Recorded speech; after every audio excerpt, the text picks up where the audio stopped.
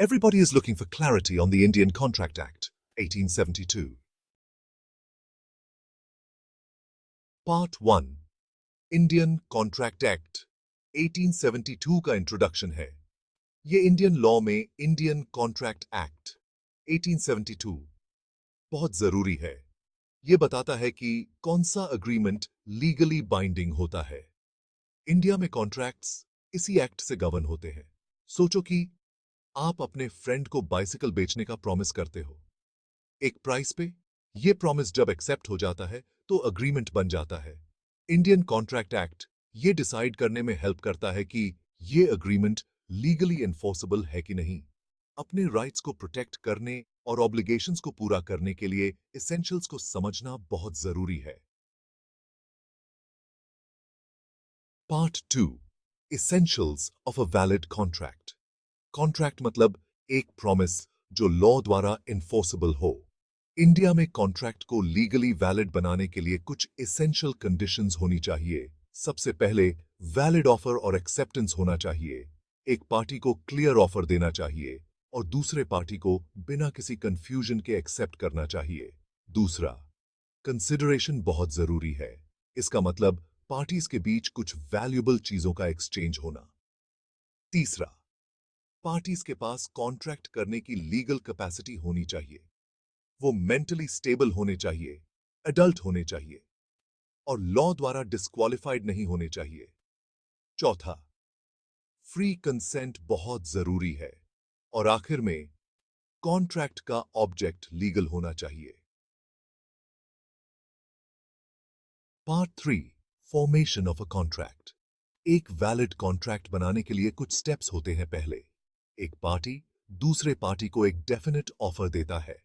इस ऑफर में specific terms के साथ कॉन्ट्रैक्ट में आने की इच्छा को क्लियरली एक्सप्रेस करना चाहिए। दूसरा, दूसरे पार्टी को बिना किसी कंफ्यूजन के ऑफर को एक्सेप्ट करना चाहिए। तीसरा, अगले स्टेज में पार्टीज के बीच कुछ वैल्यूएबल चीजों का एक्सचेंज होता है। यह कंसिडरेशन, पैसे, गुड्स, सर्विसेज या कोई काम करने या न करने का प्रॉमिस हो सकता है। चौथा, दोनों पार्टीज का इंटेंशन होना चाहिए कि उनके अग्रीमेंट के लीगल कॉन्सिक्वेंसेस हो। और आखिर में कॉन्ट्रैक्ट के टर्म्स क्लियर, डेफिनेट होने चाहिए और उन्हें परफॉर्म किया जा सके। वेग टर्म्स या इम्पॉसिबल ऑब्लिगेशंस वाले अग्रीमेंट्स लीगली वैलिड नहीं होते हैं। Part 4. Discharge of a contract.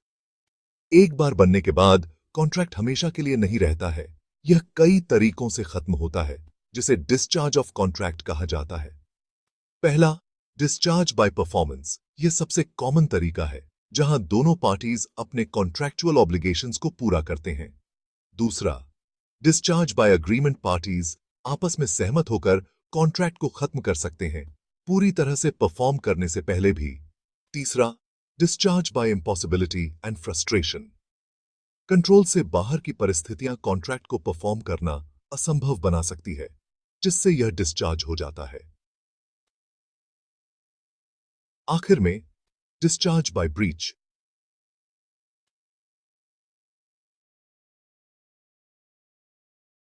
Part 5. Impossibility and frustration of contracts.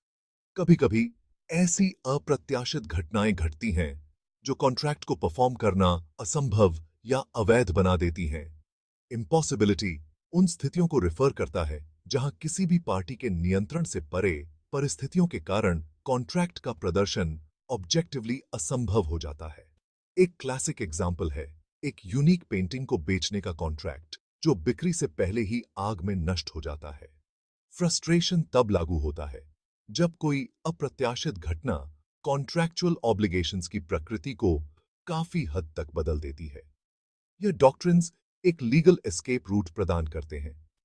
जब अप्रत्याशित परिस्थितियां किसी कॉन्ट्रैक्ट की नींव को ही हिला देती हैं, ये पार्टीज को उन अग्रीमेंट से बंधे रहने से रोककर फेयरनेस सुनिश्चित करते हैं, जो अब व्यावहारिक या कानूनी रूप से संभव नहीं रहे।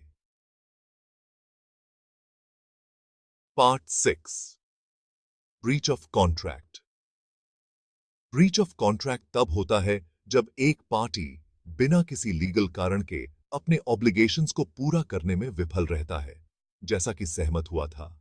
एंटिसिपेटरी ब्रीच तब उत्पन्न होता है जब एक पार्टी ड्यू डेट से पहले ही अपने कॉन्ट्रैक्चुअल ऑब्लिगेशंस को पूरा न करने का इरादा स्पष्ट रूप से व्यक्त करती है।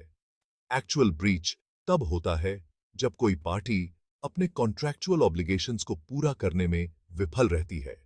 जब प्रदर्शन का समय होता है, कॉन्ट्रैक्ट में शामिल दोनों पक्षों के लिए विभिन्न प्रकार के ब्रीचेस को समझना महत्वपूर्ण है।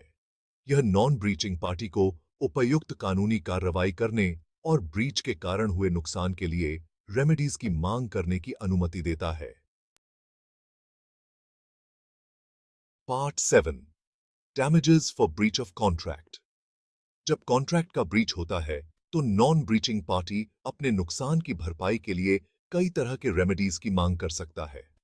यह रेमेडीज इंजर्ड पार्टी को उस स्थिति में पुनर्स्थापित करने के लिए हैं जिसमें वो होते अगर कॉन्ट्रैक्ट पूरा हुआ होता।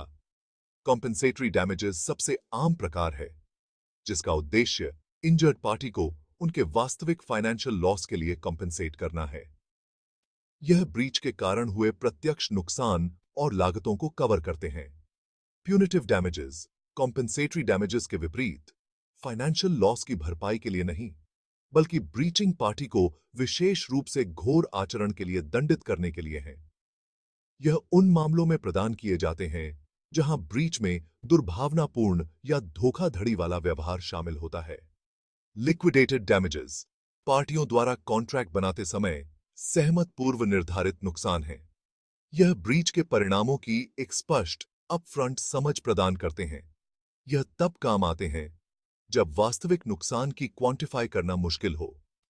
यह जटिल मुकदमेबाजी से बचने के लिए एक व्यावहारिक समाधान प्रदान करते हैं। उदाहरण के लिए, एक निर्माण अनुबंध में पूरा होने में देरी के लिए प्रतिदिन दंड का उल्लेख हो सकता है। यह सुनिश्चित करता है कि प्रोजेक्ट समय पर चलता रहे। यह पूर्व निर्धारित राशि देरी की वास्तविक लागत पर लंबे विवादों से बचती है, जो संभावित टकरावों का एक सरल समाधान प्रदान करती है।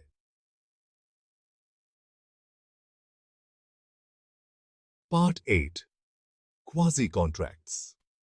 सोचिए, ऐसा सिचुएशन जहां आपको गलती से आपके पते पर डिलीवर किया गया एक पैकेज मिलता है। कानूनी रूप से आप उन्हें वापस करने के लिए बाध्य नहीं हैं, क्योंकि आपके और विक्रेता के बीच कोई कॉन्ट्रैक्ट नहीं था।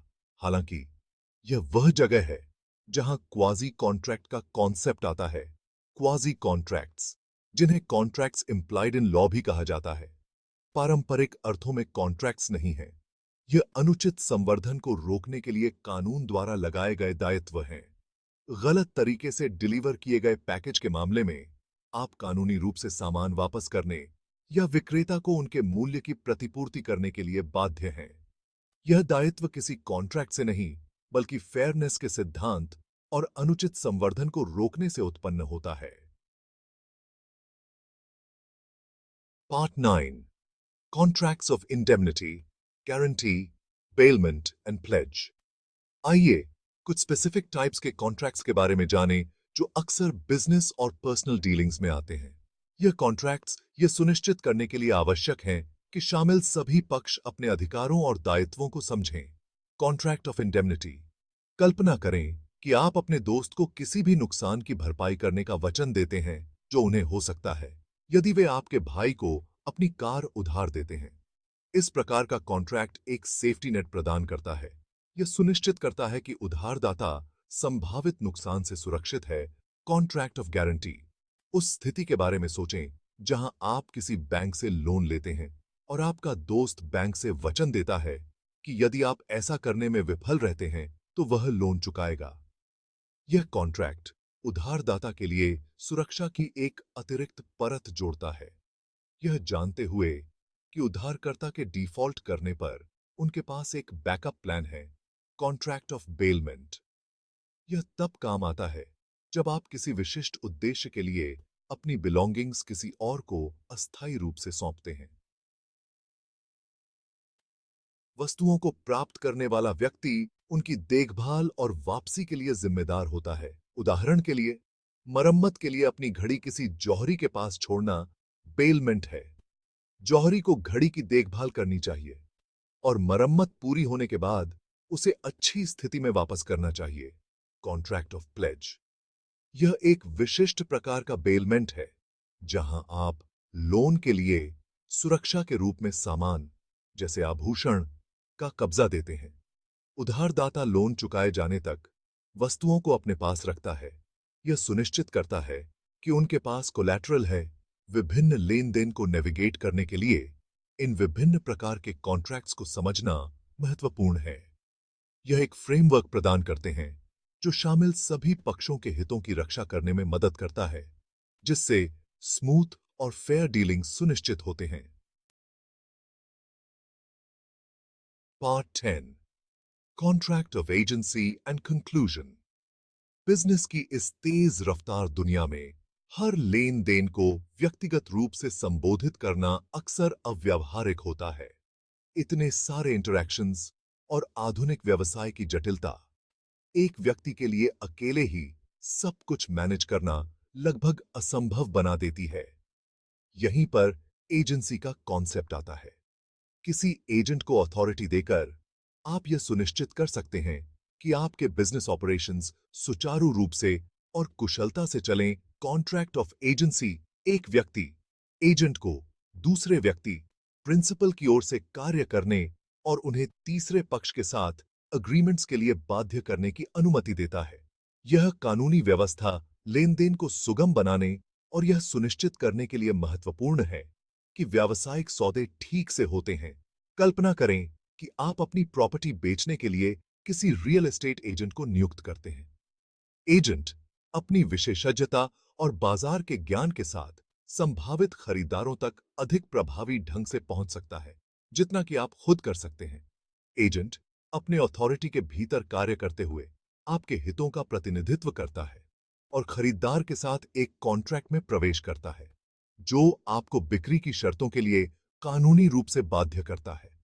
यह न केवल आपका समय बचाता है बल्कि यह भी सुनिश्चित करता है कि लेन देन पेशेवर तरीके से हो। आज के बिजनेस और लीगल जगत में इंडियन कॉन्ट्रैक्ट एक्ट 1872 को समझना अत्यंत महत्वपूर्ण है।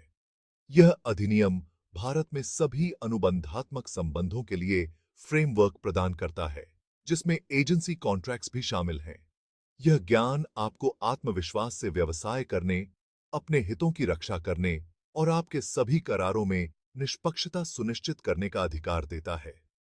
एजेंसी के सिद्धांतों में महारत हासिल करके आप अधिक आसानी और आश्वासन के साथ व्यावसायिक दुनिया की जटिलताओं को नेविगेट कर सकते हैं।